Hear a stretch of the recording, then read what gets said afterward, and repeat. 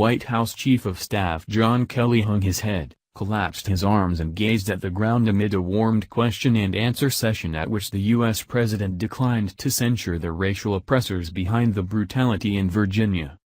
This is the means by which his staff is responding. Indeed, even they know it, tweeted author David Patrikarakos because of the photograph taken at Trump Tower on Tuesday by Kristin Donnelly from NBC News. The picture rose in the midst of a remarkable groundswell of outrage at Mr. Trump.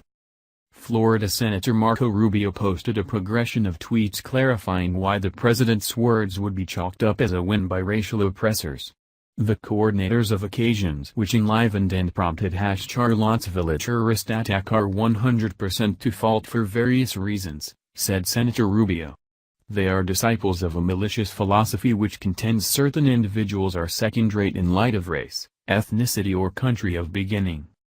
The representative said the new white patriot development utilizes indistinguishable images and contentions from bunches in charge of some of most noticeably awful wrongdoings against humankind ever, the Nazis and the Ku Klux Klan. The #white supremacy gatherings will see being allotted just half of fault as a win. We cannot enable this old shrewdness to be restored, he finished up. His tweets increased a large number of preferences and offers in only 60 minutes. After a searing Mr. Trump again went to bat for individuals who dissented at the racially charged Virginia rally.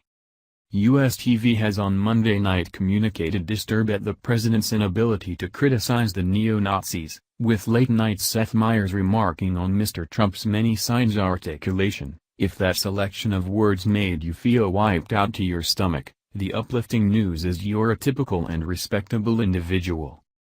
Jimmy Fallon gave a strangely genuine monologue on The Tonight Show, saying the president's words were despicable, while The Late Show's Stephen Colbert stated, "Here's one thing that is not hard to express, Nazis are terrible."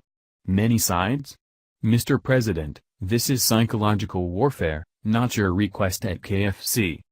In the event that alone the president was as frantic about neo-Nazis killing individuals in the city as he's been about Hillary Clinton. The New York Times, CNN, Joe Scarborough, Kristen Stewart, the cast of Hamilton, Diet Coke, Nordstrom not offering his girls garments.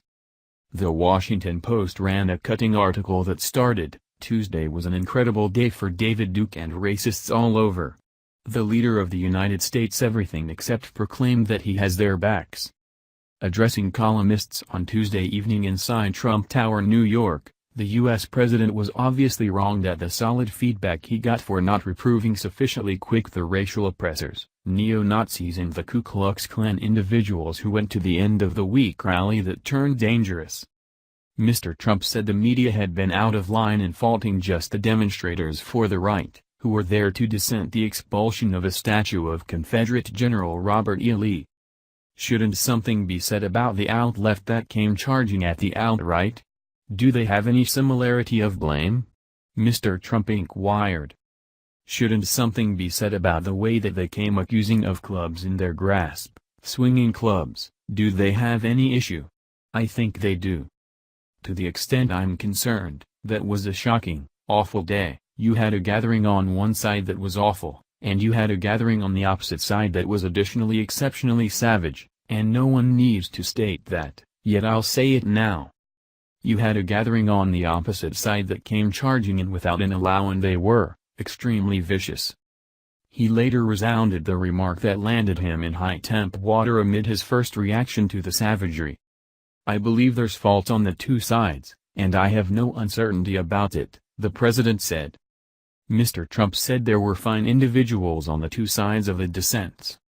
Individuals from the white patriot development, including pioneer Richard Spencer, have likewise faulted the left, particularly the counter-rightist development Antifa, for starting the savagery.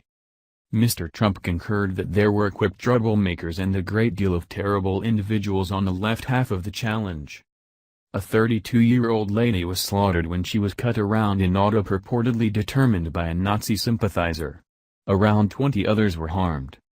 Mr. Trump said at the question-and-answer session that not the majority of the general population who went to the rally were racists and that many were there to guiltlessly challenge.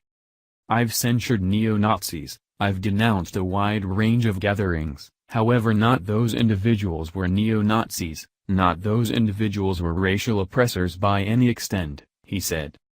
Those individuals were additionally there in light of the fact that they needed to challenge the bringing down of a statute. The press has treated them completely unreasonably.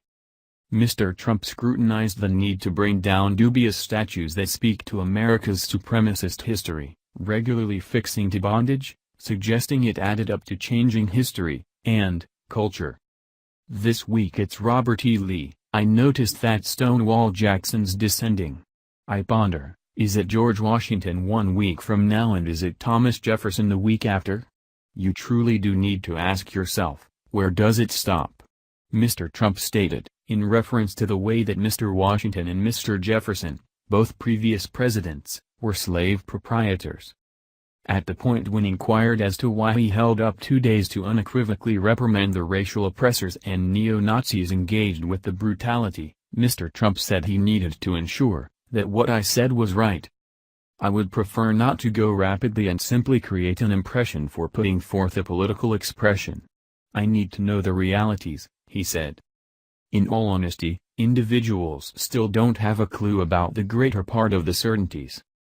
Not long after subsequent to putting forth that expression, Mr. Trump said the man blamed for smashing his auto into the group, James Fields, who is still under the steady gaze of the courts, was a killer. The driver of this auto is a disfavor to himself, his family and this nation, he said.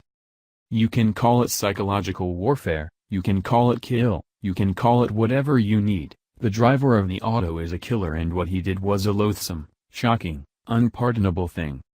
Mr. Trump said race relations in America had been frayed for quite a while. The president said he was producing new employments in the nation, which would have a gigantic positive effect on race relations.